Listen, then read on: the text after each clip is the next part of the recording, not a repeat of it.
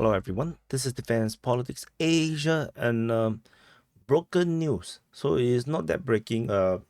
This happened during the DPA open mic over Sunday night in Singapore time or Monday morning, and so eventually the result came out, and so there is this referendum. In case you did not know, of no they in Moldova asking the people if they are okay to join the European Union, essentially.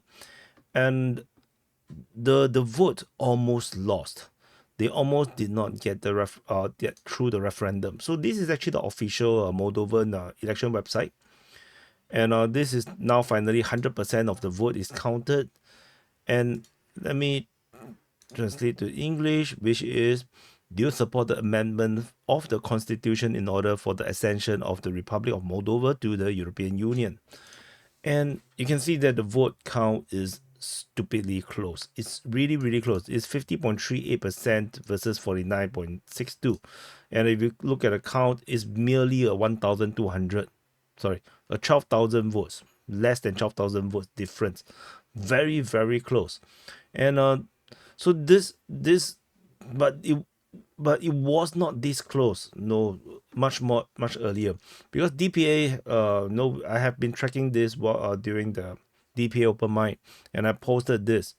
So at 85% or 86% counted, it was 54.55% against versus 45% for joining the EU, and this pretty much is more or less the percentage for most of the like if you look at mainstream media reports, prior to this moment, at 60%, then after that 70% vote counted, it was always 55% against. So people are really thinking that this is over, man. It's like it's not possible to catch up because the margin is too big. It's a 10% no difference. Then I was joking, so like at 89% it was 45 versus 54. Still, 18, so that's 89%, and just another 10 more percent of the vote to be counted only. So, and then at 90%, this is a presidential election. It's not important. Anyway, Maya Sandu actually won with a 40% vote. So at this 90%.18 counted, so the against vote dropped to 53.73%. And then I was like, in the final straight, the EU votes are gaining. And I did I did mention that 10% more votes to count. So it's Biden hour. And then I was indeed correct. Since that moment, since the 90% point, it's just the against vote percentage just keep dropping. 52% and 94% and 95%, it dropped to 51. And then and then at this point, there's only 50,000 votes left to count, and there is still a 3-point difference. And then it was like the difference between the yes and no is 41,000, with 50,000 votes to count around there, and 41,000 difference. It means that you need like 80% of the votes all going into for to da to actually win this referendum to join the EU. But I say that it's very possible. The reason is because this is not rigged per se. It looks very suspicious, clearly, because the trending for the first 85% has been pretty constant, but the last 10-15% of the vote count just went super duper pro EU. The main reason is because the last few voting stations that they were counting that was delayed are seemingly all the city centers, including the capital at Chisinau. So as a result, city people tends to be very global, tends to be more international. They tend to like the EU, and which is predictable, where the city folks is going to be very pro EU, and they're going to vote for pro EU policies, which means joining the EU. And then the vote count just keep closing in at 96.85%. The no vote have dropped to 50.61%, and now, and by the moment where there was like 97.43%, the difference was just 5,000 votes. It's crazy how much it's dropped. And then this, after this, I went to sleep. Then finally, when the result came out, eventually, yeah, at 100% point, the yes have it, and but not by much. And this comes with massive controversy because there is this rumor, I cannot verify this. There's this rumor that despite there's 500,000 Moldovan people living in Russia, they only sent like 10,000 ballots to the embassy in Russia. So this I cannot corroborate. This being sent. This went viral in the pro-Russian space, and yeah, and then they also accused. That the Russian side is interfering with the referendum or the election, saying that they spent like Russia spent $108 million to get Moldovans to vote against closer ties with EU and European lawmakers, and blah blah blah blah blah. But the feeling again, they also accuse cyber attacks and disinformation campaigns. However, they also totally ignoring that there is also campaigns that are pro EU. So this is very one-sided. Clearly, yeah, like they talk about RT, they talk about oligarchs that is Russian, but it's weird because it feels like pro EU is not interference. So, or maybe EU officials saying things, or EU saying certain things is not interference.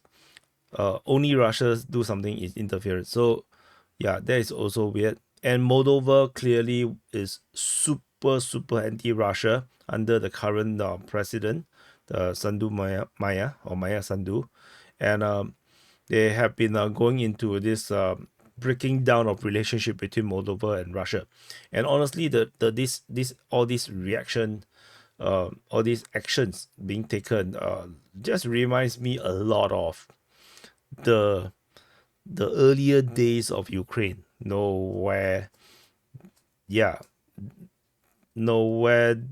it devolved into Euromaidan, and then it devolved further into a civil war, and then devolved further into the Ukraine war.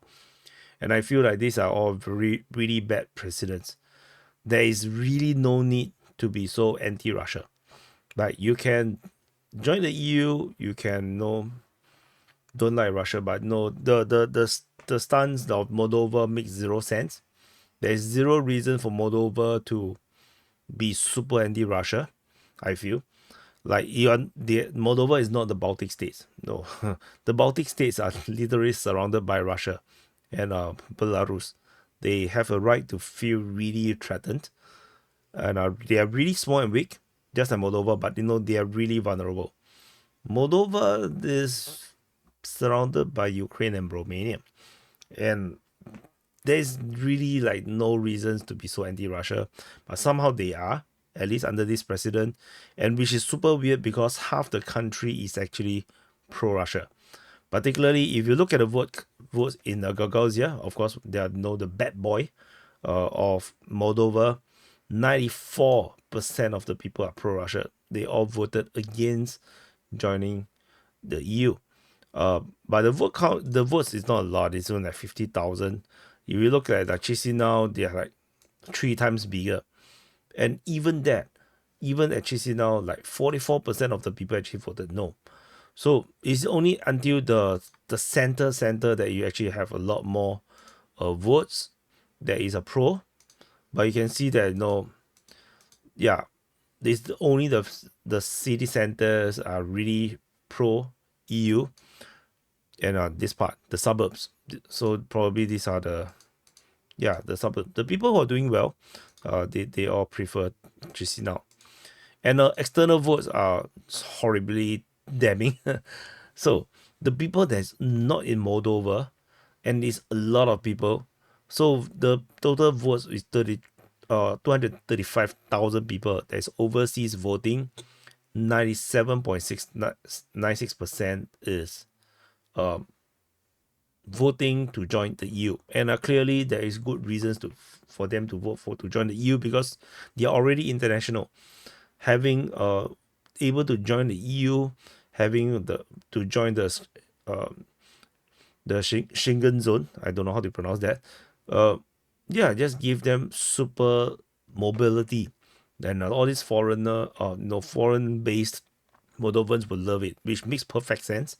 So let's see, what do they have, the Russian ones? No, you can't click. Yeah, clearly. So yeah, also this very, very interesting to see, the vote breakdown. And if you can see that the countryside, a lot of the countrysides are super pro-Russia. They all voted against. And Transnistria is interesting as well. Transnistria is actually quite pro-EU. 31% actually voted to join the EU, which you compare to some of even the border, those states that is inside of Moldova is actually even more anti-EU than Transnistria, which is mind-blowing. A lot of the people actually, discover this. And I also find this very weird that Transnistria actually get to vote in the Moldovan election. It was like, aren't they a separate country or separate state? So anyway, yeah, then you have some very pro-EU ones, like this Hisenti, or this one, the Nisporeni. Yeah, these two, are very pro. I think it's something to do with being next to Romania and something. Then, yeah, it's probably they are more. I don't know. I do not know enough. But yeah, but otherwise, when you click through all the different states around, you can see that literally the whole country, most of it is actually voting against the EU. It's only mainly the city centers and probably the city, which is Chisinau, the capital, and as well as some of the neighboring states, neighboring regions that is actually pro EU. So I think this is going to be a very difficult thing. Like, I think that pushing this through without a good significant support, I think it will be a disaster politically for Moldova, and like unnecessarily pushing for EU membership may result in a civil war, just like in Ukraine. So this is something very important to take note. So anyway, just a quick coverage regarding the Moldovan referendum. The presidential election is pretty pointless to look at, but this is only round one. So there is going to be a round two. So the round one is Maya Sandu actually got into 42.45%. Similarly, previously she was below 40%, but as the final vote counts coming in from the popular regions, from the capital and whatnot, then her vote share actually increased, but she did not get 50%. So so she will be going up against Alexander, so which will be the second place. I think they will go into the second round, and we shall see the rest of these votes, all these supporters, who will they vote for. But it's going to be bad if everyone else votes for the opposition. So anyway, yeah, so that's it for Moldova. So thank you for watching. Press the like button, subscribe. This is the DPA News channel, so do click subscribe and support. I'm trying to get this channel monetized, and hopefully that will give us more airtime to play with, so that we can actually publish more stuff. And I'll see you guys in the next update.